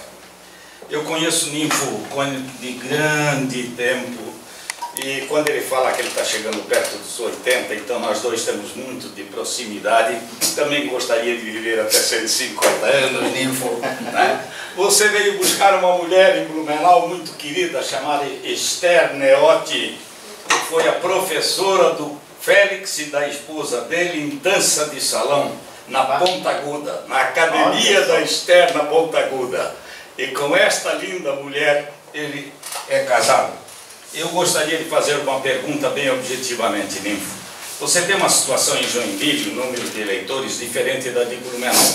Mas eu quero trazer um quadro que remonta a 75, quando o PMDB elegeu 3 deputados estaduais, Nelson Toffano, radialista, Álvaro Correia, radialista, Jair Girardi, empreendedor imobiliário. 3 deputados estaduais, 2 deputados federais, um já era, reelegeu-se, Jair Barreto, e um menino que nós vamos buscar no Diretório Acadêmico de Direito da FURB, que era genro do Lazinho. Eles diziam, porque é genro, não senhor, esse negócio não se transfere. Ele também aprendeu a pedir voto. Elegemos 2 deputados federais. Elegemos o senador Lazinho, naquela época, senador da República. Então você acompanhou tudo isso, tá? Eu gostaria de lhe perguntar se não é o momento de nós dizermos à comunidade aqui do Vale do Itajaí, né, que é outro contexto, um número menor de eleitores, mas eu acredito muito nisto. Eu só queria pedir seu aconselhamento, porque você na política disparou. Obrigado, Félix. Fico muito feliz pela sua referência, sua presença aqui. Tenho uma honra muito grande. Você foi meu professor por atitude, por mostra de tua competência e capacidade. Lembrar-se muito bem, tive a grande felicidade. Deus me privilegiou 2 vezes, me deu uma linda e maravilhosa mulher, que é a Esther, que está comigo já agora há 18 anos. A inteligência que vocês tiveram em 75, infelizmente nós em Joinville não tivemos, não temos e não sei se teremos algum dia. A incompetência de nós entendermos que para nós nos fazermos presentes, nós precisamos eleger nossos deputados, nosso senador, enfim, é necessária. Joinville não consegue eleger um deputado federal, já faz algum tempo, com exceção do Tepaldi, que por ter sido prefeito, conseguiu chegar lá. O Luiz Henrique, vocês conhecem, que não é uma figura só de Joinville, é do Estado. Para deputados estaduais, para eleger 2 ou 3, é uma dificuldade gigantesca, quando nós podíamos ter 5 pelo menos. Atualmente, o PMDB em Joinville está querendo lançar 3 ou 4 candidatos a deputado estadual. Veja a estupidez que isso significa, vaidades pessoais que sobrepõem-se à necessidade que a cidade tem no processo. Por isso que a necessidade de nós revertermos o processo, analisarmos isso um pouco mais. E a necessidade de nós termos pessoas com inteligência no comando dos partidos. O PSDB, até um poucos meses atrás, com 4 pessoas, você tomava conta do partido de Joinville. Onde é que pode um partido com aquele tamanho ter se esvaído no processo? Por quê? Porque pessoas decentes, competentes, não tiveram o ensejo de se envolver, né? Nós, há pouquinho, o Jorge falava aqui, nós precisamos trazer pessoas responsáveis para dentro da política. Não podemos ficar fora. É o apelo que continuo fazendo, Félix. Dr. Luiz Carlos Nemetz, obrigado pela participação. Bom dia ao Jorge, bom dia Ana, parabenizar a direção da Rádio Nereu Ramos por esse preto no branco, com esse ilustre catarinense, um expoente da classe empresária brasileira, mas também um homem sensível, um homem que está atento, ligado às coisas do seu tempo e trazendo para nós todos uma grande lição. Uma plateia muito seleta aqui presente, a quem eu saúdo também. Para quem não sabe, o Ninfo é uma pessoa firme, mas também é um coração caridoso. Ele ama as plantas, ele tem mais de 1.500 orquídeas. Como bom joinvilense, é um orquidófilo. Ninfo, eu gostaria de fazer uma pergunta, porque eu sou advogado e venho da academia. E o que mais nós temos escutado é que nós temos que defender a Constituição. E essa Constituição que está aí, na verdade, é o estouro de um represamento de direitos que foram, ao longo do tempo, sonegados da sociedade. Então, é a Constituição que só contempla direitos. E todos falam em defender a Constituição, mas ninguém fala em defender a República. E enquanto nós não defendermos a República, nós temos o império dos imperadores políticos, o império da corrupção. Não é chegada a hora de nós termos uma revolução constitucional brasileira com a outorga de uma nova carta, com um legislador exclusivamente para fazer Constituição e não para fazer política? Com toda certeza, Nemes. Fico muito feliz com a sua presença, tenho um carinho muito grande por você. A Esther fala muito da sua pessoa. E eu realmente fico assim, emocionado quando ouço falar isso, porque se nós continuarmos em cima dessa lei da nossa Constituição, que só deu direitos e não colocou obrigações, o ser humano ele é feito de obrigações. Eu sou realmente, para poder ter sucesso, só assumir a responsabilidade, a obrigação das coisas. Nós precisamos fazer, de fato, uma revolução intelectual para rever esse procedimento. Nós não podemos deixar a Constituição, ou deixar o país baseado em cima de uma letra que não representa o que esse país é. A República tem que ser reinventada. Lamentavelmente, nós proclamamos a República, mas não assinamos o decreto, porque tudo aquilo foi uma encenação. Está na hora disso acontecer. Eu tive o privilégio de não nascer fui proclamado que nasci no dia 15 de novembro, mas isso não significa nada se nós não revertermos o processo da discussão do país. Nós precisamos realmente acabar com a república dos políticos especificamente. Você foi muito feliz na tua colocação, que já de alguma forma respondeu a pergunta, e te agradeço por isso, Nemes. Muito obrigado. Empresário Giancarlo Tomelin, obrigado pela presença. Bom dia a todos, Ninfo, Jorge, Ana Paula, todos aqui que estão presentes no auditório. Ninfo, eu fiz política durante um período de 10 anos, de 2000 a 2010. Tive a honra de exercer o mandato de deputado estadual por 2 anos. Ouvi atentamente suas palavras, até diria que você, como diria Guimarães Rosa, consegue vestir as palavras com roupas de domingo. Porque você realmente conseguiu fazer nós todos aqui refletirmos, e quem está nos escutando principalmente. Eu queria fazer uma provocação a você e perguntar se isso é possível na sua visão. Eu fiz política de forma apaixonada, meu avô foi político também, exerceu também tenuamente o mandato de deputado estadual, e quando estive lá, eu acho que o Brasil passa por um momento maravilhoso. Esse momento da Lava Jato, de nós estarmos aqui refletindo sobre política. O cidadão, eu lembro que no meu Stammtisch, na terça-feira que eu faço parte, não se falava de política. Hoje se fala de política. Isso é importante. O cidadão está sofrendo um empoderamento.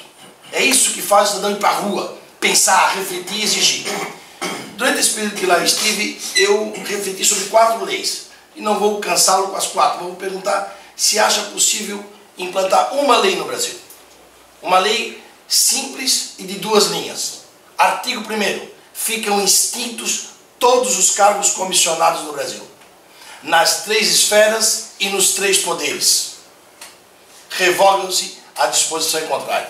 Veja, eu não quero com essa fala ofender nenhum cargo comissionado de nenhuma esfera. Eu quero dizer o seguinte: no seio da corrupção está o cargo comissionado. A máquina pública, ela é suficiente hoje. Você pode eleger o prefeito e ele administrar com a máquina. A Assembleia Legislativa que você falou, cada deputado estadual nomeia 20 e ela tem 1.200 funcionários. E ele nomeia mais 20, são mais 800. O DETER, na minha época, que eu era deputado, quando votei o orçamento e li o orçamento durante os 3 anos que estive votei, tem 800 e poucos engenheiros e técnicos. Não tem um para ser secretário de obras? Precisa buscar um deputado estadual? Se não me falha a memória, 59 mil professores, entre ativos e inativos em Santa Catarina, não tem um para ser secretário de educação? Precisa buscar alguém fora? Não, a máquina pode ser gerenciada com a própria máquina.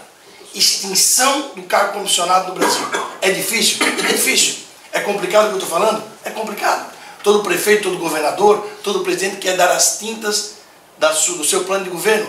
Mas essa é mais uma mentira. Porque é possível sim encontrar no funcionalismo público gente decente, de bem, competente, e se falta, faz concurso. Isso resolveria até o problema do político.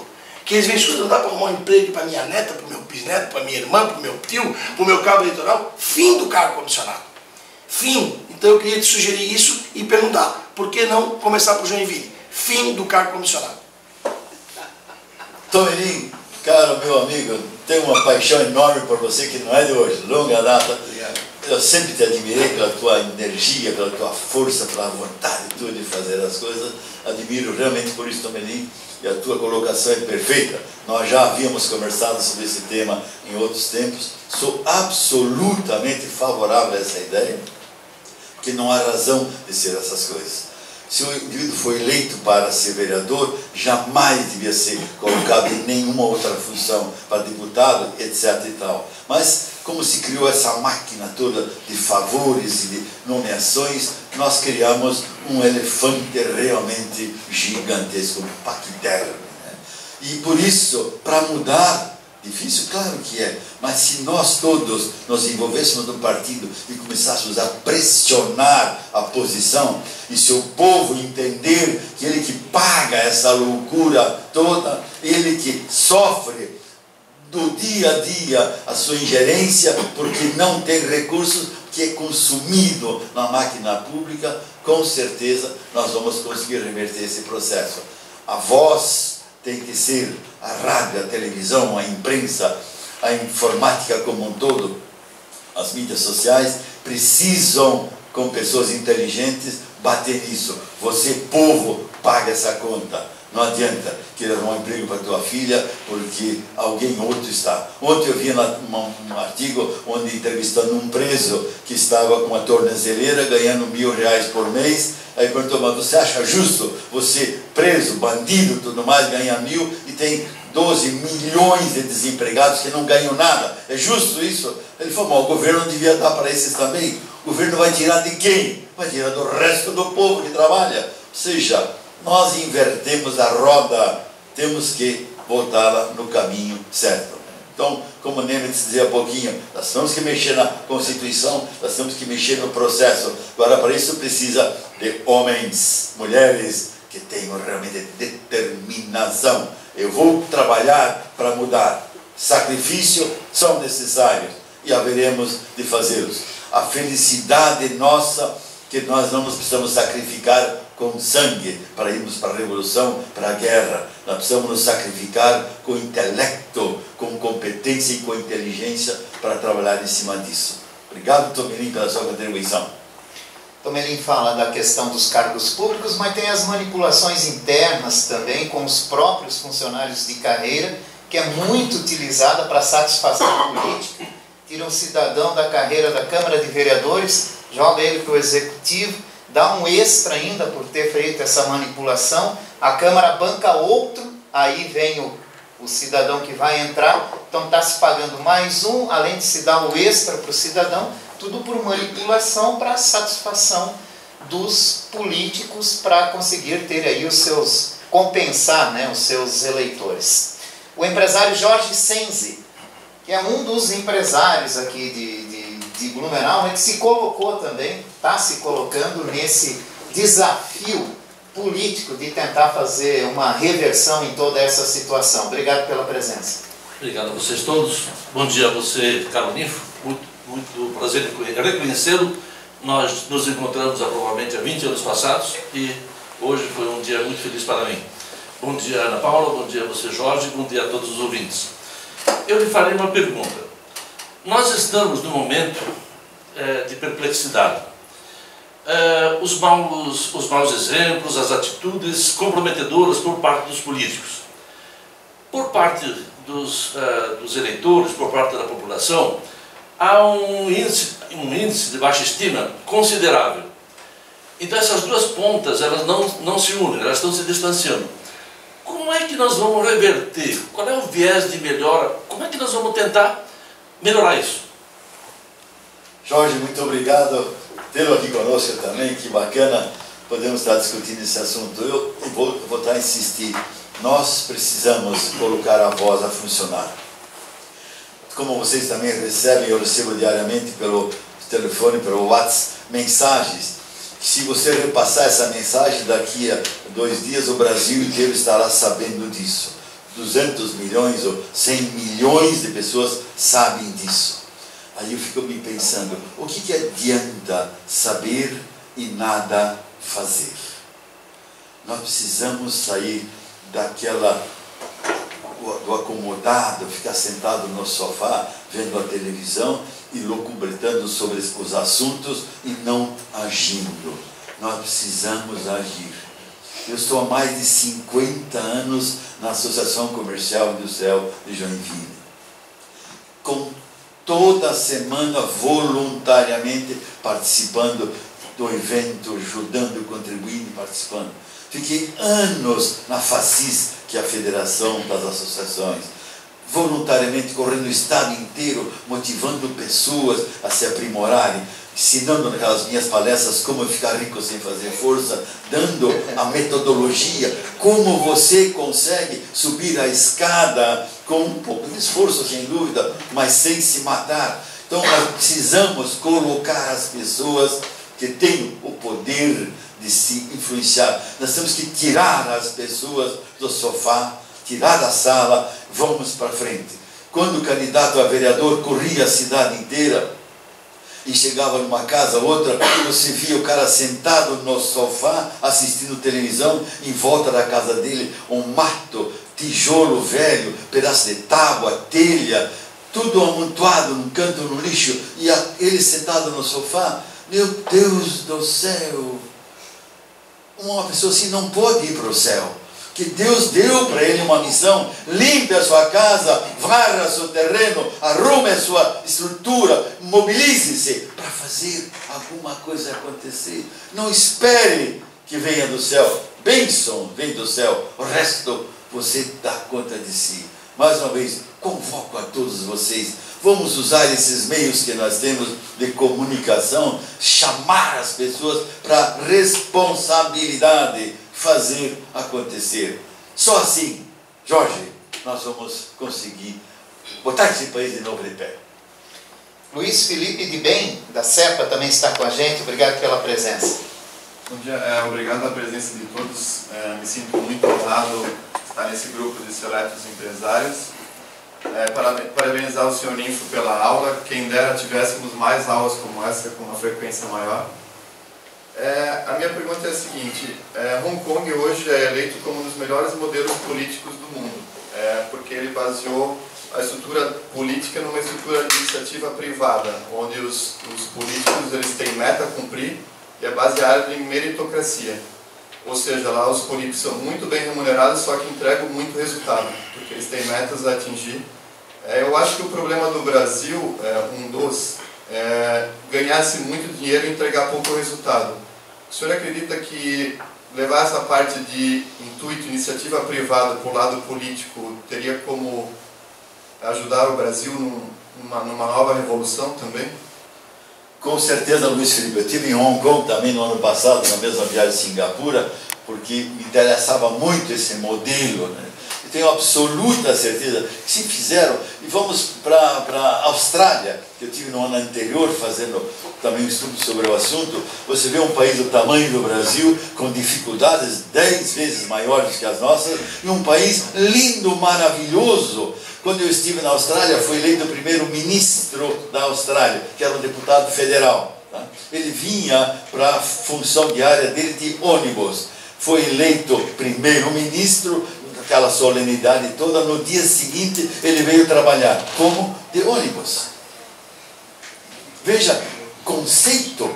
Se isso é possível lá, por que não seria aqui? Por quê? Porque nós, como povo, precisamos exigir novas atitudes e posturas. Exigir realmente, como se falou bem a palavra, que o resultado do investimento feito, ele tem que corresponder.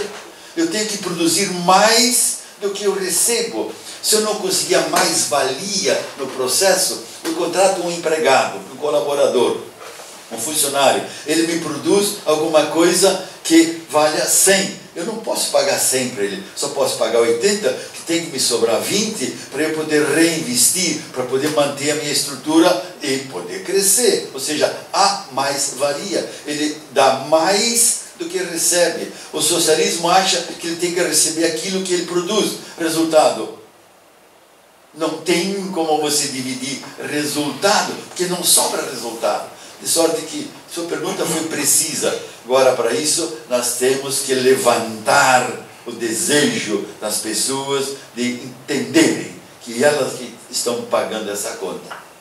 O senhor Augusto Goulart também quer fazer uma pergunta ao senhor. Satisfação imensa estar aqui hoje no hall desses empresários fantásticos e também ter aí essa mentoria fantástica de seu nível. Uma pergunta, na verdade duas, vou aproveitar o espaço, sou o único que fazer duas perguntas então. Também quero agradecer o ouvinte que está aqui acompanhando esse espaço. Seu livro, o seguinte, no meu ponto de vista hoje, o Brasil é muito influenciado, né, pelas mídias também. E no seu ponto de vista, como você é candidato a vereador, passou por todo esse processo, na verdade, para buscar isso em Joinville, e sentiu esse desafio, na verdade, na prática, na cidade de Joinville, como é que você hoje poderia mencionar um candidato a presidente nesse ano, né, de eleição, o desafio juntamente à influência da internet, justamente por questões de informações falsas e tudo mais, que foi um dos pontos positivos para Donald Trump nos Estados Unidos se eleger, e como você vê isso hoje no Brasil? É um assunto complexo, muito complexo, né? E que nós somos influenciados. Como normalmente as pessoas não vão atrás da informação, ver se é verdadeira, acabam sendo influenciados. Nós temos que ter mais discernimento sobre as coisas. Recentemente me mandaram uma mensagem, sabe, onde alguém falando em alemão, e quando se olhava a tradução, falando mal do Brasil, né? Como eu falo bem alemão, eu deixei de ler a tradução, fui ouvir o que o pessoal estava falando. Não tinha nada do que ele estava falando, estava escrito ali embaixo. Ou seja, é uma estupidez. E quem me mandou foi uma pessoa que é letrado, profundamente conhecedor de alemão também, que não podia ter repassado essa mensagem sem ter se atido ao negócio. Ou seja, nós estamos repassando, jogando para frente as coisas e as pessoas não estão se dando conta. Ou seja, nós temos que ser mais críticos, mais discernimento no assunto.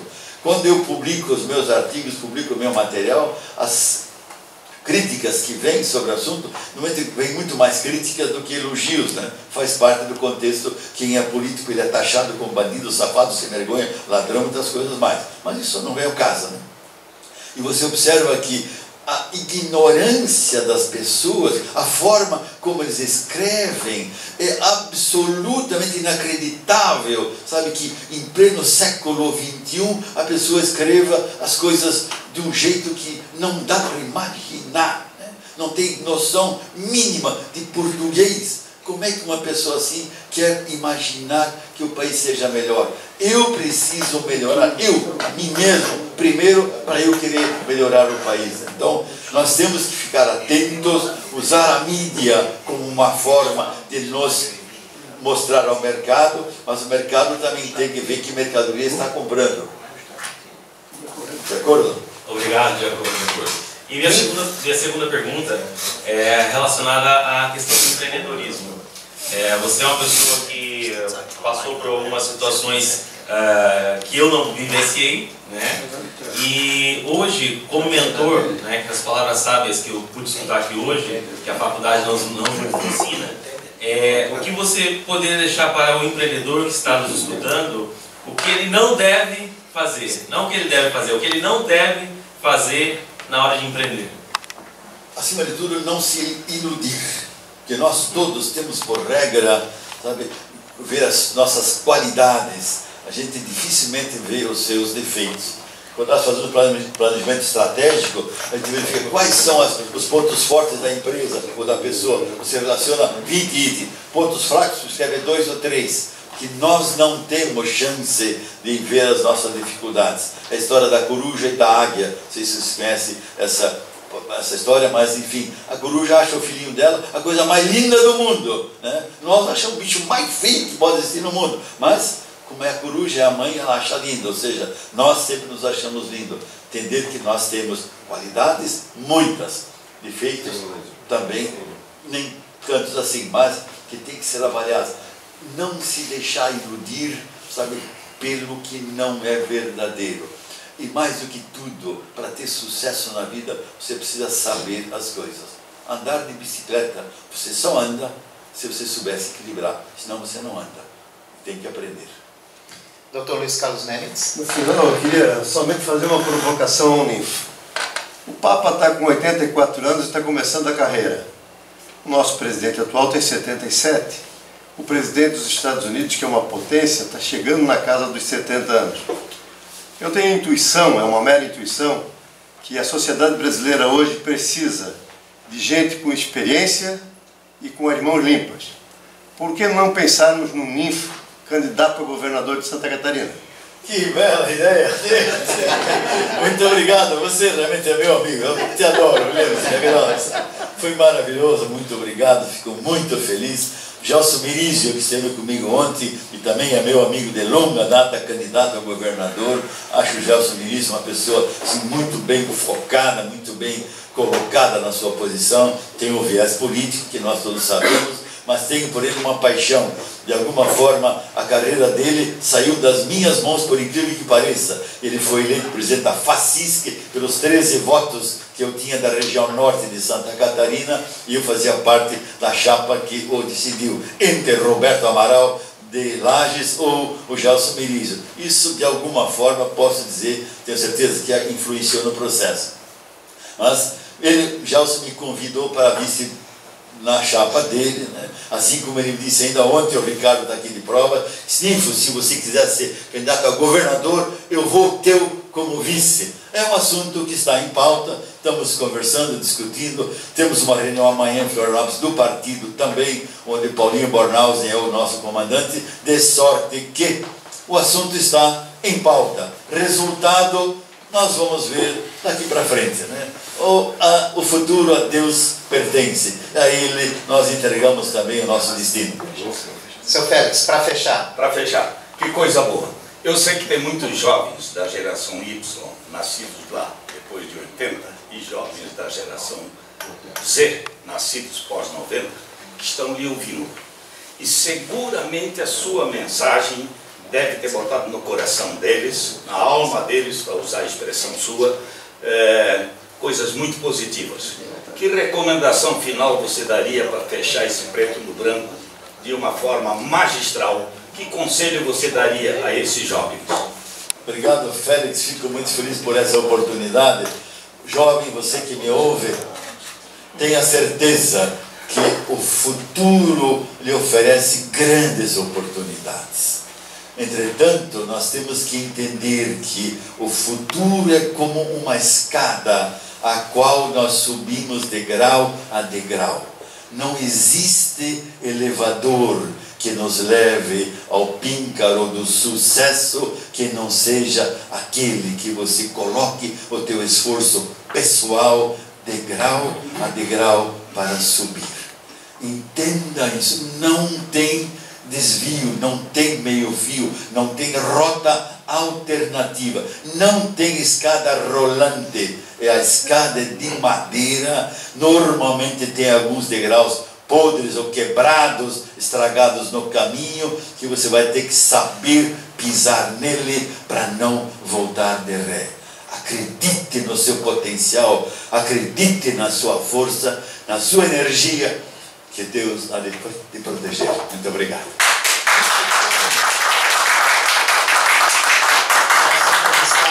Aqui no programa Preto no Branco, eu espero que o senhor saia daqui com as energias renovadas. Sem dúvida.